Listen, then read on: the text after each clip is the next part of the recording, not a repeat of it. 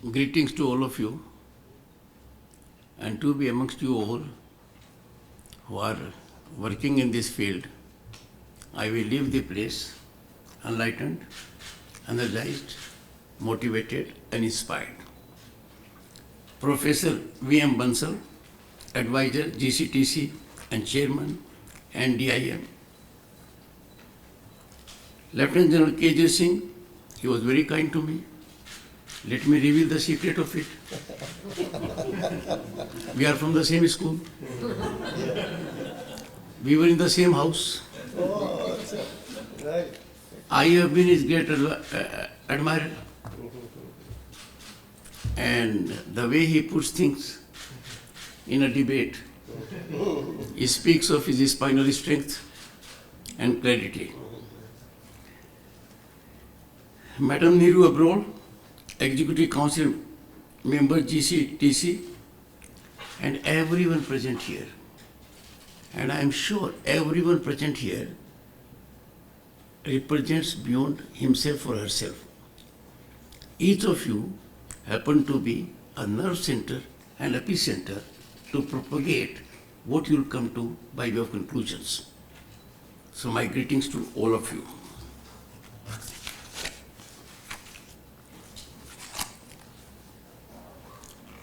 General Singh said, you do not have an agenda.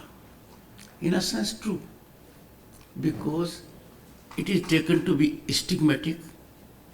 You are serving a predetermined cause.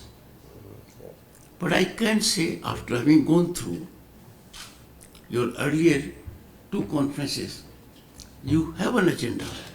The agenda is for welfare of humanity, an agenda that is in need of our contemporaneous times, an agenda that is required to be nurtured because technological challenges and opportunities are unfolding by the minute. So your agenda is wholesome, soothing, and to help the world at large, including Bharat, that has been targeted by such kind of menacing trends.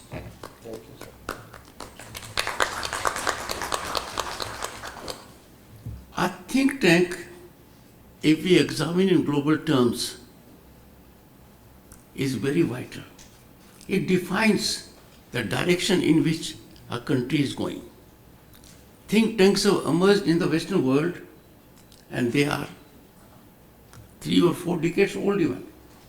Some of them are very authentic when it comes to fact, and they label themselves as think tank and fact tank. So this is so very vital. You can really catalyze the much needed development and change. It is commendable that you have deliberated various facets of cyber security, and this on this platform, which is nascent. Hardly 3 years, I'm told. But then in 3 years, you have made your presence felt.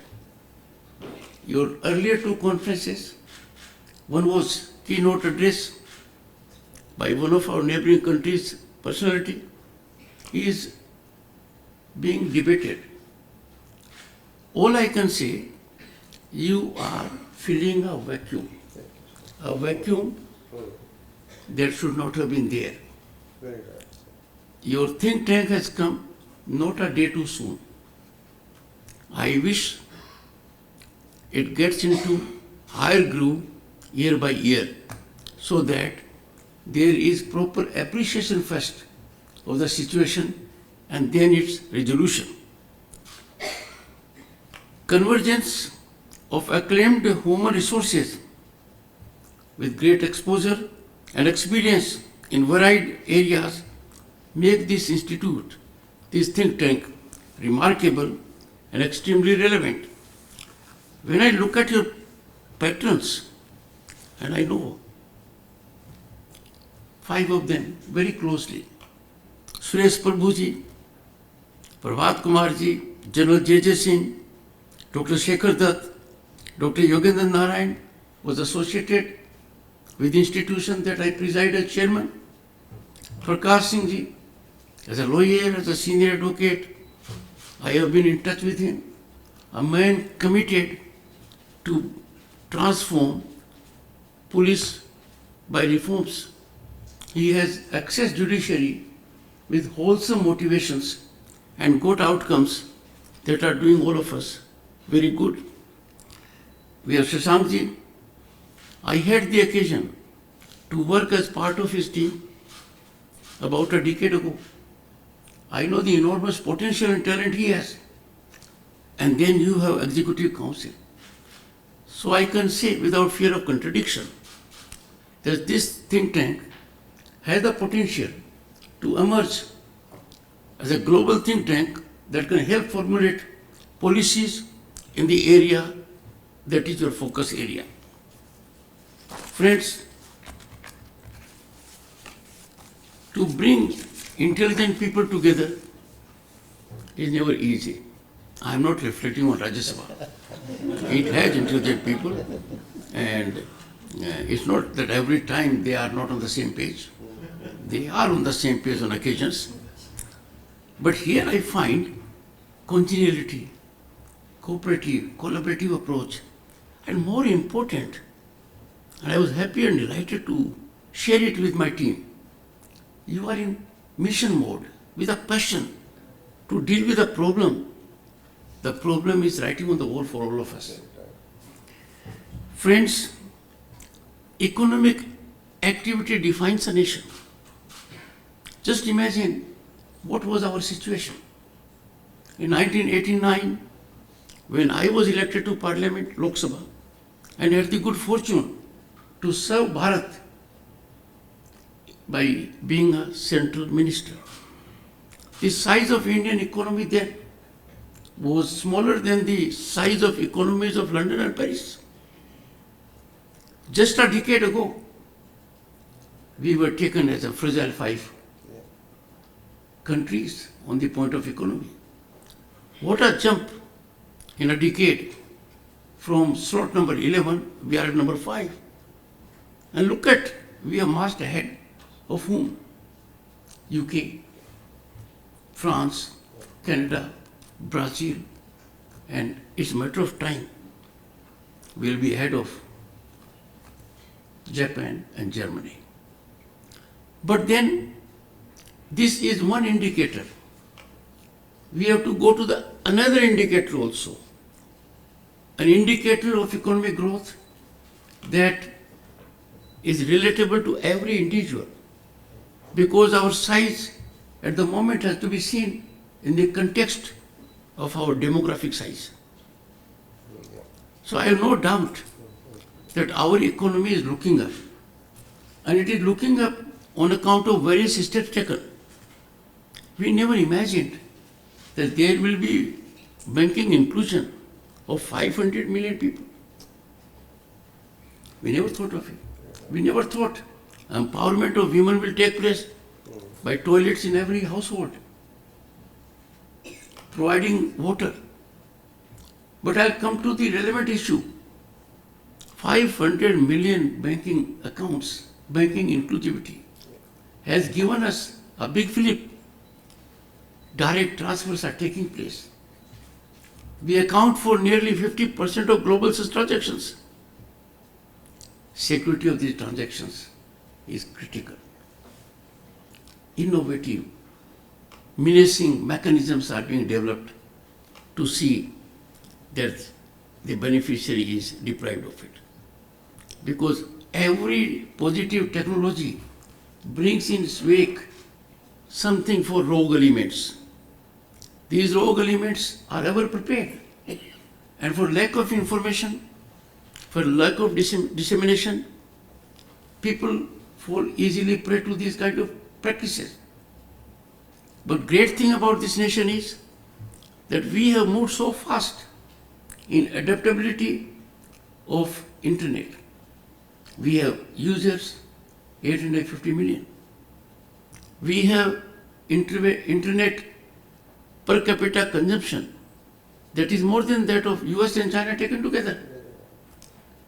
Can you ever imagine in a country like ours that 100 million farmers thrice a year will get financial advantage from the government. That advantage, the government can take the credit, rightly so. But what is remarkable, that the farmer is prepared for it. All I am trying to suggest is that digital working is part of us now. Digital working is part of every Indian. It has formalized our economy as never before. And with this, there are challenges. Obviously, because World Bank president was here during G20. He made very important suggestion, reflection, that India's digitization is role model for the world. What India has achieved in just 6 years is normally not achievable in 4 decades. And that being so, we have to be extremely well prepared to sustain our economic growth, to see the trajectory is incremental, that people are not disheartened by onslaught of cyber crimes, so that they are not cheated. There has to be a secure mechanism, and that can be brought about when think tanks of your reputation reach out to the people through governmental mechanism, sensitizing them, disseminating the information, so that people at large and institutions engage in prevention, precaution, neutralizing that, and ultimately something which comes to the table of my fraternity, legal fraternity. Right, sir, right. Because right, sir. by and large, lawyers are facilitators.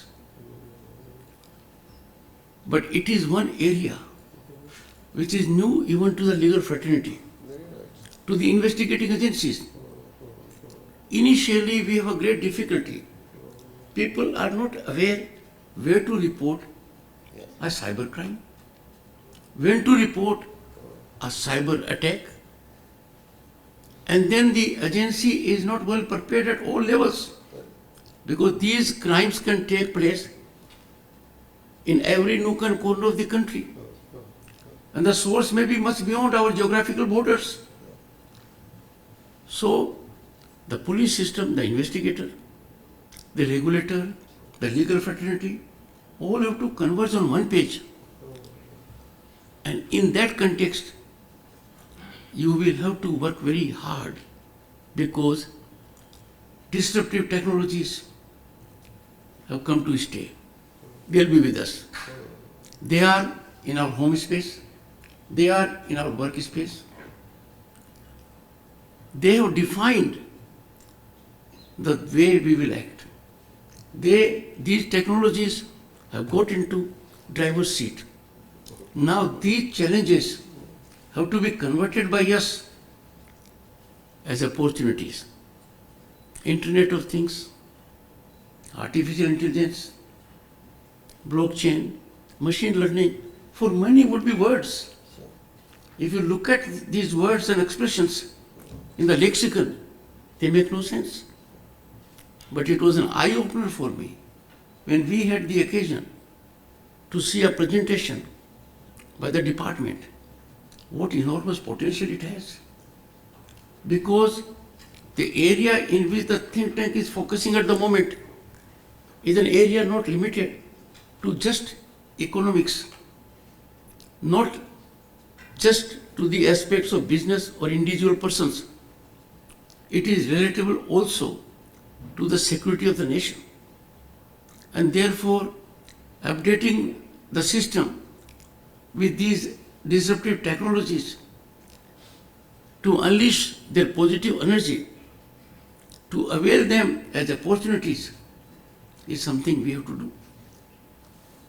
I had the occasion to participate in a think tank that primarily focused on security. War is beyond conventional mechanism now. War is beyond land, space and sea. War has taken different dimensions, and how prepared a nation is in these technologies will define the prowess of the nation. Soft diplomatic power, the cutting edge of diplomacy is primarily premised these days on your strength in these technologies. I am delighted to share with you that our Bharat, home to 1/6 of humanity, is amongst single-digit countries that are focusing on quantum computing. We are focusing on commercialization of 6G. That being the situation, the think tank must get additional branch of industry and academic institutions. If India was a powerhouse long back, centuries ago, Nalanda, Takshila defined it. India was a powerful country in business thanks to institutions of global repute. Knowledge and wisdom was there. Our institutions have to rise, and they can now take lead by being in the front league when it comes to imparting education, training in disruptive technologies. I have no doubt this think tank will certainly go a long way in facilitating this development. Technology absorption in our country, people thought from a distance, was difficult. Language, region, lack of education, villages. The world is stunned and surprised that technology is being used at the village level in a massive manner and delivery of services. They are availing it. The long queues that dotted our times. Very right, sir. Right. People had to take leave for getting rid of their electricity bill, water bill. The process of passport was difficult on account of such situations. All that has been brought about seamlessly, effortlessly. If a person in a village does not know it, his neighbor's son would know it. So we have, which means increasingly, organically, technology is becoming a password, a budge with the ordinary man. He relishes his transactions being digital. That being so, we have to be extremely alert to ensure that challenges for the common man are not there. The nature of cyber crimes, the way things are taking place, is on account of ignorance of the people. Banking institutions day in and day out suggest, don't share your data, don't share your information. But people in the villages in particular are lured by an offer that is very difficult to resist. Getting a message, your loan is ready, you can get it in 24 hours, you have to give this information. And they give it. We had long back a mechanism, and which has lasted for long, Yes, sir. that someone would go into a village, get the gold, and the honey trap was, Yeah. it will be doubled. Yes. I saw it in 60s. As member parliament, I faced it in 90s. Even now it happens. In proportion, sharing of data is taking place. It is liable to be misused. It can be ruinous in the growth trajectory of an individual. It makes a category vulnerable. And therefore, a think tank like this can and should, according to me, have modules that can enlighten the people at large. I had the occasion to reflect in Indian Institute of Public Administration that we must use the office of district magistrate for such kind of things. A district magistrate is a nerve center and evokes great respect in the district. When it comes to discipline, when it comes to, let's say, tree plantation, his action matters. Same is about this, and I'm sure that will happen. Now, we are having this need in every establishment. You will find with every mobile phone, security features getting enhanced. The look is the same, enhanced. You will find every establishment, particularly in the service sector, where they have a lot of data. The data is protected, preserved. We find day in and day out the cyber attack is taking place in defense installations all over the globe. Now, the world has to be prepared for it. This can happen when there is convergence of nations, of institutions at a global level, and of institutions within the country. Time has come when we need to inspire and motivate our corporates and academia. Our institutions of eminence must be innovative. They should engage in research and development.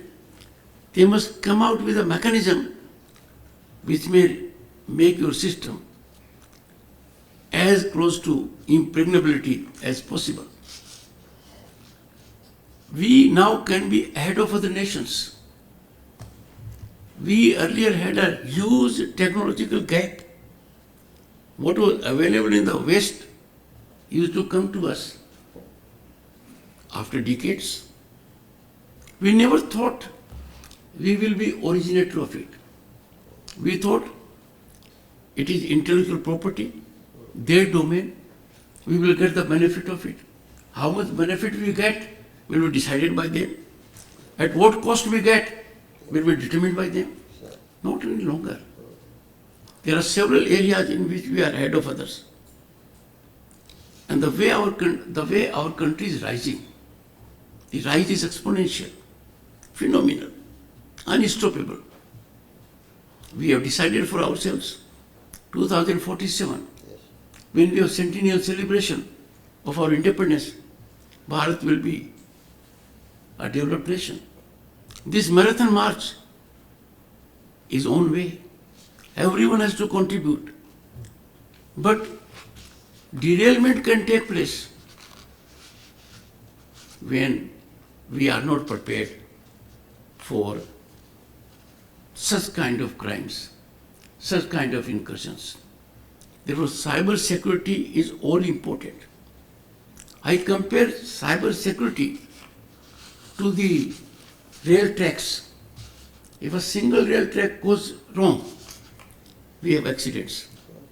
Therefore, right now, people at large become aware of the situation after being victim. The purpose of the think tank has to be that such a situation does not arise. If it arises, it should not have cascading impact. It must be contained. The neutralization should take place soon. Machine learning is a mechanism that can be extremely helpful because these days narratives are set at float to destabilize nations, to taint, tarnish, demean our institutions. We have seen them.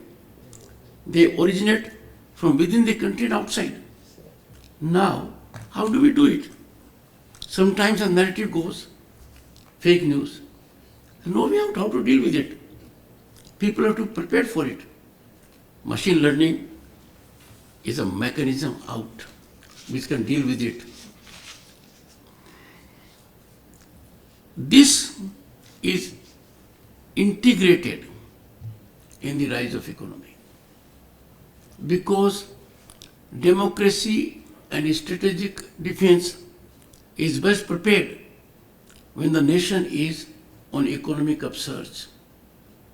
And when we are strong enough, that is a guarantee for peace. Peace is from a position of strength. Our country at the moment is having a reputation globally which it never had. But that will be sustained and it will go up when in this area also we outperform other nations and are in a position to handhold other nations in the same pattern as we did during COVID.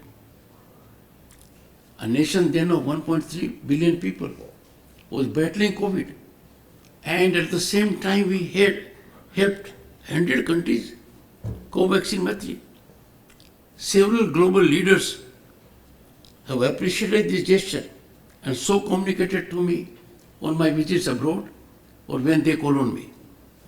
So we can handhold several nations.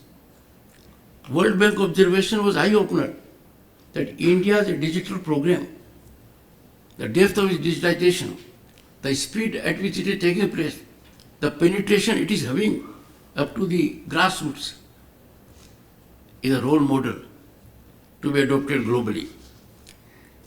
The government of India has recognized its critical importance.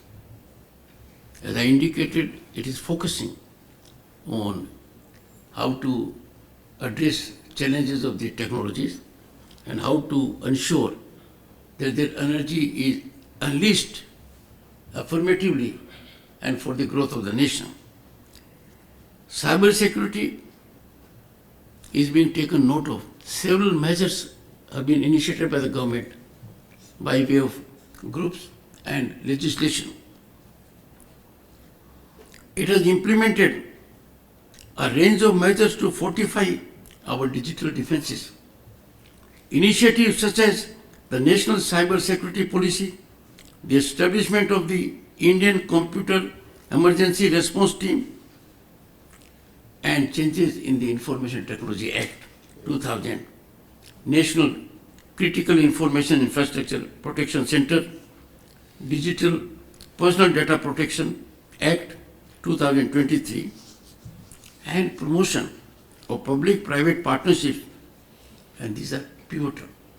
The changes effected in the Digital Personal Data Protection Act 2023 are game changer. But people have to know about it. Right now, by and large, people in the villages think, what is there to protect about data? They have to be sensitized that your data, your PAN card, your bank account, your password is beyond confidential transaction. It has to be only with you and no one else. Now the kind of technology we are having, the challenges are geometric, and therefore the relevance of a think tank like this is inescapable. I indicated earlier, we need a multi-stakeholder, multi-dimensional approach coupled with global cooperation to ensure cyber security. Industry, academia, government, professional bodies, civil society, NGOs, international organizations all must come together to combat this menace. And for this, I urge all of you, once in a year conference of this nature is important but not sufficient. You have to secure as your partners media, academia, parliamentarians. I would be happy to facilitate that the core group of this think tank interacts with members of Rajya Sabha. And I have no doubt it will be enlightening to them. Because Rajya Sabha or Lok Sabha is a platform from where if you speak out something of larger public interest, it resonates very extensively and it reaches out to every nook and corner of the country and beyond. Friends, the need which is being felt by all of you. We are working in that direction, and the need is to promote a culture of cyber security leadership and equip such leadership that is focused to combat evolving cyber attacks. You will find in conventional investigational matters, SIT is formed, SOG is there. Sure. We need this in cyber matters, cyber crimes. An individual who has suffered a cyber attack has faced cyber situation that has really made him dysfunctional, exploited his vulnerability, may not be enabled to take it to logical conclusion. He may be drained out of all his finances and he might give up. Therefore, there is need for legal aid in cyber kind of situations to enable the individual, and that I think will go a long way in first emboldening the people to come forward, and secondly, the national morale will go up with respect to such kind of crimes. Friends, this calls for human resource empowerment in strategic and technical domain. I have had the occasion to go to several institutions, IITs, IIMs, ISRO, science institutions, institutions of national importance. Now, my discourse to them is very different than discourse in general, because each of the persons there as faculty and students, they are thinking out of the box. They are innovative. I therefore strongly urge you that in this field, if there is an idea that has occurred to you, please don't permit that idea to be parked in your brain. That must be implemented. Gone are the days when we used to look up to the world in the West, they will take the lead. The West is looking at us because genius of our human resource has been established beyond any doubt. Look at how world corporates and institutions are being led by human genius of this nation.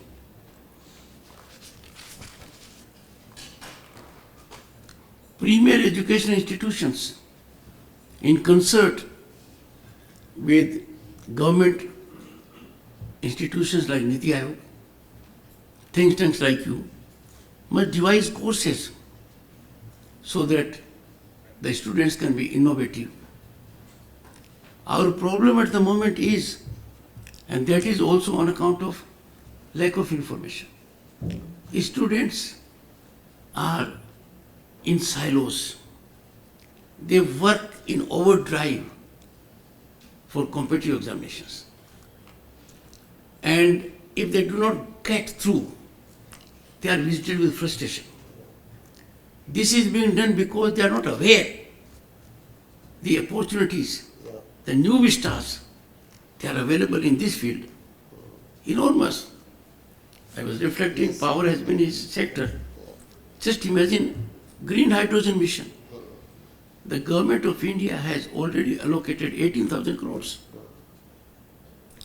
By 2030, we will have 8 lakh jobs. An investment of Huge investment, several. 8 lakh thousand. So just imagine. If you talk of space, I was amazed. I made 3 trips to ISRO, talked to their faculty. None of them was coming from educational institutions we look up to.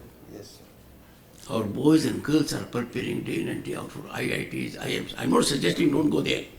We need to go there. But we must look at other options also. Right. None of them. and they have made the most of it. Yes. Yeah. Talent certification does not depend on degree. Knowledge is not in captivity. You have to unleash it. And one way to unleash is you must know what your attitude is, what your aptitude is. Look at India's seesaw, blue economy. You have to make much of it. Even in a field of yoga, enormous global potential is there for us. We are exploiting it. Friends,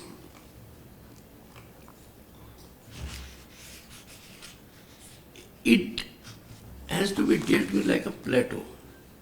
It can't be pyramidal. It cannot be of a situation that you get cutting edge in one area, investigation, or cutting edge in one area, regulations, or cutting edge in one area of awareness. All facets have to be identified and their rise has to be like plateau. What is outstanding about India's progress which people don't notice and they become critical? That is, the village today has what? Toilets, every house. Did we ever imagine? The very thought itself was mind-boggling. Cooking gas.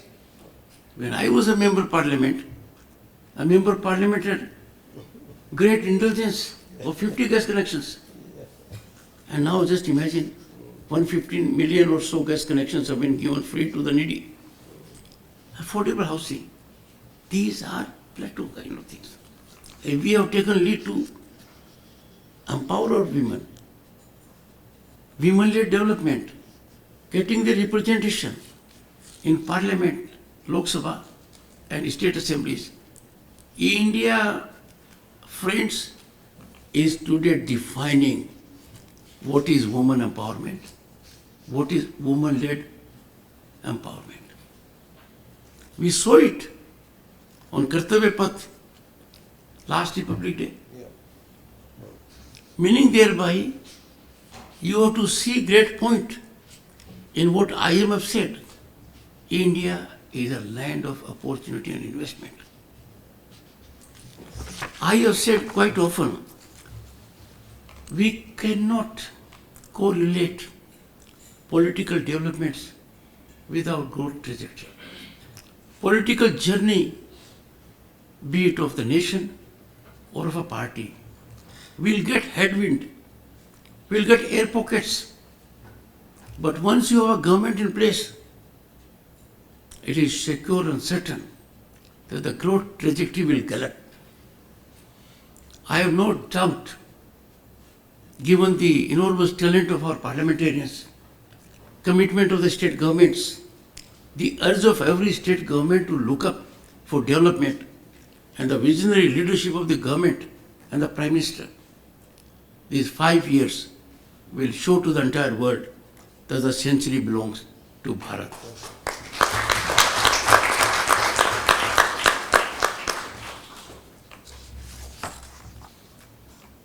Friends, terrorism has bled us on occasions. We had to take tough measures. Our agencies are working very hard. The results are for all to see, including Article 370 not being in the Constitution, an article that was temporary article of the Constitution, the only article that was temporary, not there. But cyber security is all important also for terrorism. We have seen how agitations are sustained. How from various epicenters on the globe to destabilize the nation. And therefore, we have to be vigilant. Every individual has to be vigilant. And this makes emphasis on cyber security all the more important, critically important, an area which is all important because it can spoil your pudding. And therefore, we must focus 100% on it. Friends, aiming to become Vishwa Bandhu, and why not? Centuries ago, we were Vishwa Guru.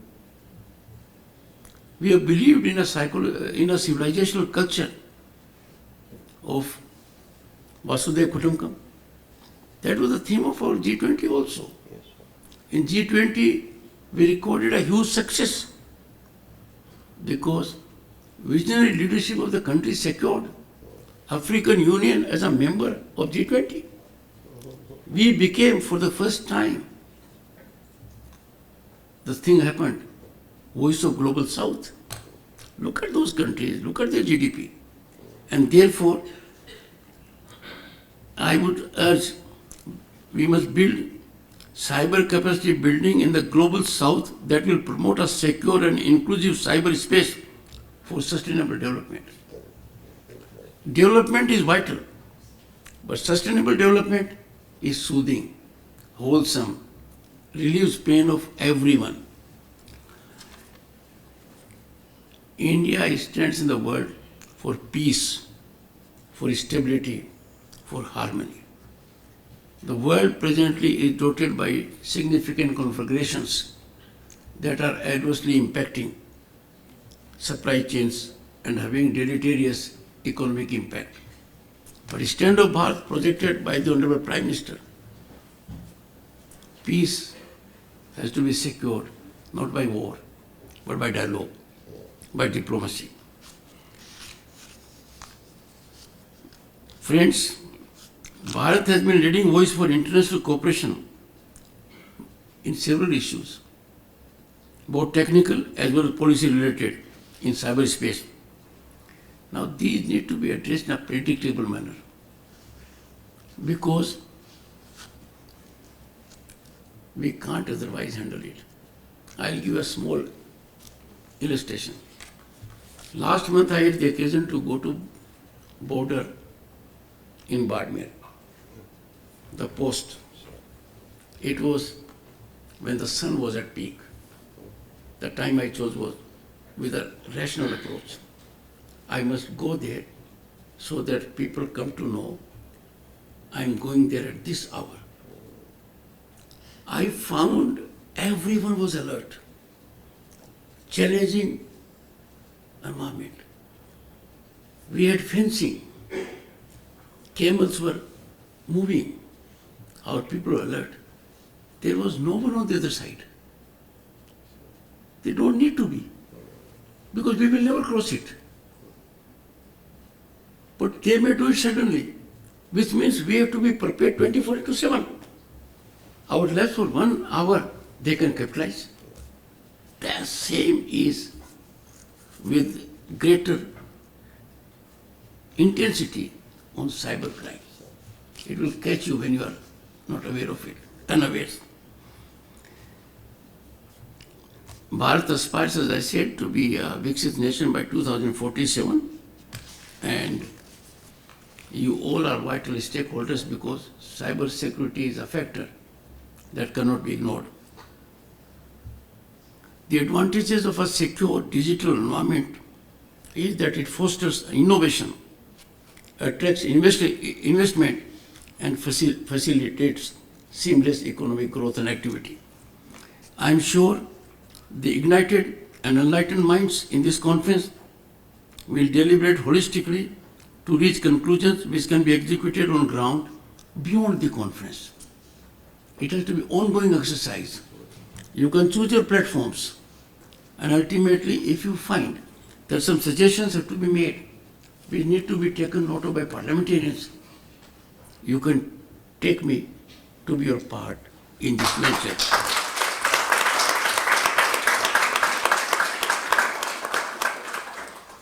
As we stand on the cusp of a new digital era, and why new digital era? We are virtually in fourth industrial revolution. The change is so pronounced. Let us commit to making India not just digital superpower, but a cyber secure one. Our journey towards a secure digital future is a collective endeavor. Let us work, friends, in togetherness to create a digital India that is innovative, inclusive, and above all secure. I commend the organizers of 3rd GCTC Cyber Security Conference for providing a valuable platform to deliberate on these critical issues, to engage in brainstorming and find resolutions. Let us use this opportunity to exchange ideas, share best practices, and strengthen our collective resolve to build a secure digital future. I am grateful for this opportunity, and I am sure we will be having frequently such meetings, maybe in small groups. Thank you. Thank you so much.